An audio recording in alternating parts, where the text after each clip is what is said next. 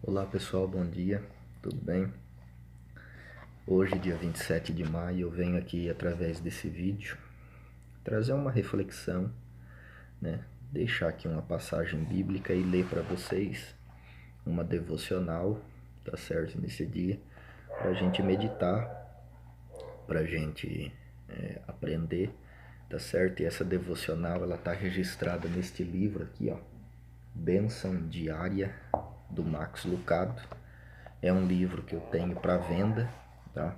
Então aqueles que se interessarem pode estar me comunicando depois para estar adquirindo também esse livro Bênção Diária. Cada dia do ano ele traz uma devocional muito interessante e hoje a devocional do dia 27 de maio é a seguinte: Amizade profunda com Deus. Diz assim, Salmo 42, versículo 1. Como suspira a corça pelas correntes das águas, assim por ti, ó Deus, suspira minha alma.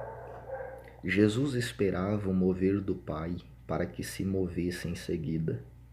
Não tecia julgamento algum antes de escutar a decisão de seu Pai. Nada do que fazia era sem o conselho do Eterno. Por ter a sensibilidade de ouvir o que passava desapercebido aos outros, Jesus tinha ações diferentes. Você recorda-se do episódio em que todos estavam aflitos com um homem que era cego desde seu nascimento? Jesus não se preocupava com isto. Não se incomodava porque tinha convicção de que a doença era para mostrar o poder de Deus. João capítulo 9, versículo 3. E quando as pessoas estavam desesperadas com a situação de Lázaro que estava doente, não era esse o caso de Jesus. Parecia que ele tinha condições de escutar o que ninguém mais ouvia. Jesus mantinha uma constante comunhão com Deus.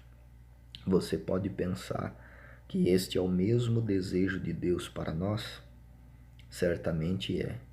O Senhor quer manter com você a mesma relação de amizade profunda que mantinha com o seu Santo Filho. Jesus não dava ouvidos à voz dos outros, ele dava ouvidos à voz de Deus. Qual a diferença que isso fez na vida dele? Então você percebe que Jesus ele ouvia o seu Pai, né? Ele tinha uma profunda amizade com o seu Pai, com Deus. A gente vê na vida de Cristo que Cristo ele tinha momentos de oração que ele separava para orar.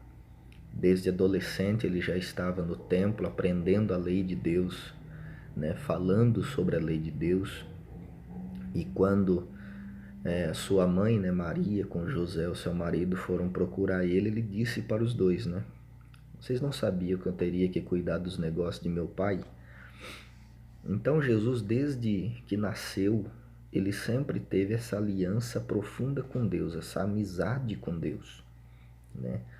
E essa é o desejo de Deus também para a nossa vida.